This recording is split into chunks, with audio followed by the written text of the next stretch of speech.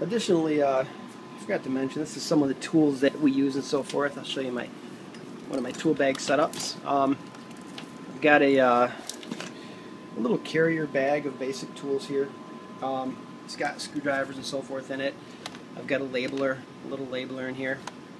Over here you get more into your network telco stuff.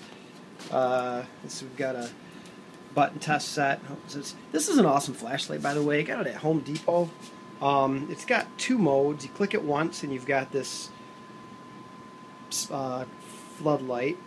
Turn it off, click it again, and it comes out as a flashlight, which is kind of handy. The cool thing about it is it's got a magnet here, and it's metal, so it just like sticks places. It's really cool. So usually you can find something to stick it on. If you're working on anything, you can just stick it somewhere, turn it, and light up your work spot. So it's pretty handy. It's pretty cheap.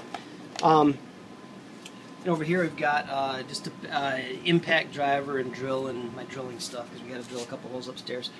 Back here we got a button test set. That's just to test your telco. It's got telco.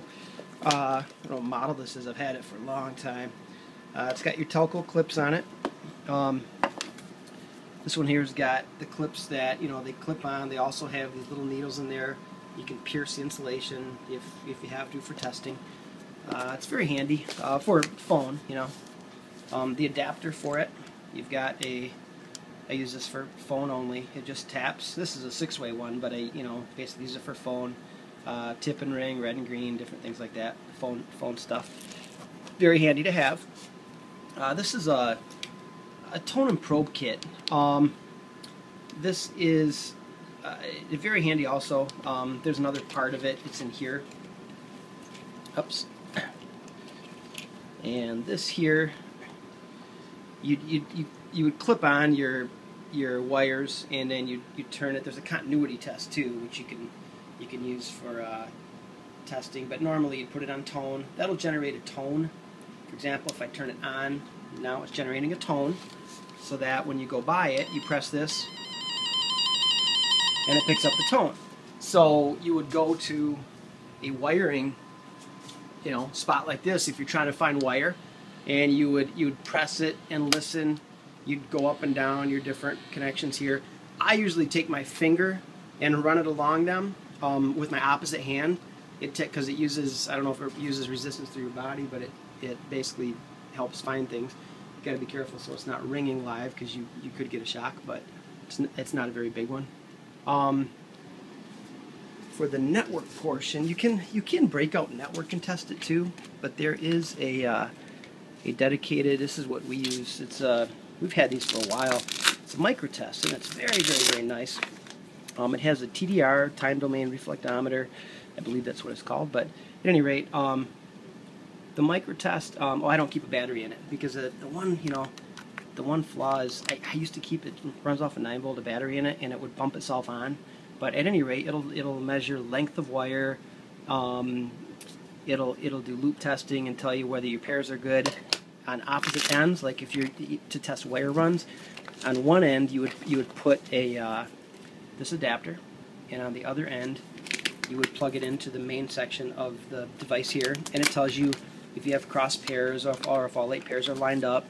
It's got a bunch of office identifiers and plugs too, which I don't use much. The big thing I use is to test the wire or patch cable itself, and as a toner you could also plug in, because it has an RJ45 network jack, so you plug in your patch cable, and it's a toner. I use the same probe, so I'll use this probe to pick up tone. Oops, let me turn off my toner, my phone toner, but this one's kind of geared for telephone. Nope. Trying to do it one hand while I'm recording here, and this is really geared towards network. So you can generate the signal or the tone. You can even go through and get fancy and choose which pair you're going to run the tone over and so forth. But you pick it up with the probe. Let's see what else I have. Oh, various. I just got a different. This is the. I used to just do regular jacks. I used to do them manually by hand. I worked at Ameritech for a little bit, so got used to doing stuff by hand, I guess. But this is that Easy Easy RJ Pro HD. And what it is it's the one that, oh, this is kind of neat, the feature of the bag underneath the bottom here. Not to get all scatterbrained on you, but pull this out, it holds all my clips. But these, I just started using these. For years I used regular, clips, and these new ones are the ones that I wish I have to do some upstairs, so I'll record me doing them. But at any rate, you pull the wire basically all the way through it. These don't come apart. It's a solid jack, but you cut the wires long, and you do out your pairs, white, orange, orange, white, green, blue, green, white, brown, brown, blah, blah, blah. And you stick them all the way through, and they stick right out the other end. So you can verify your wiring's right and everything.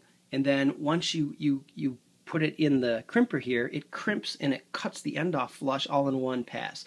So it is easier and it cuts down a lot of time. Okay, so there's that. Let's see, butt set, that.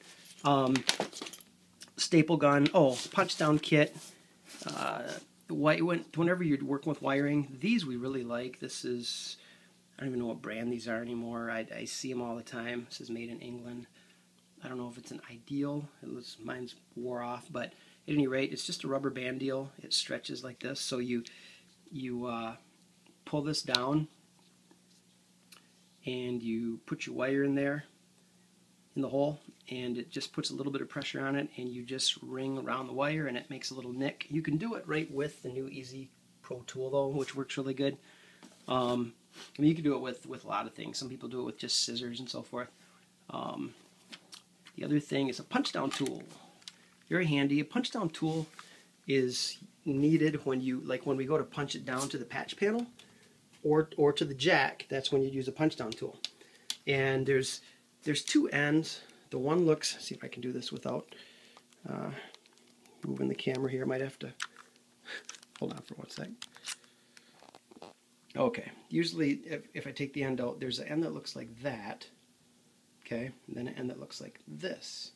This end here is gonna be for your patch panel and your RJ45 stuff. The other end is normally for, remember these and the other talk, the 66 blocks, which are for phone. So you put that end over it, and both of them have a little, like this here, it has a little cutting end. So it depends on it's important which way you hold it. When you punch something down, when you punch down on this block, you're going to put the wire in and punch it down, and the blades, the sharp end is going to cut the end of the blade off.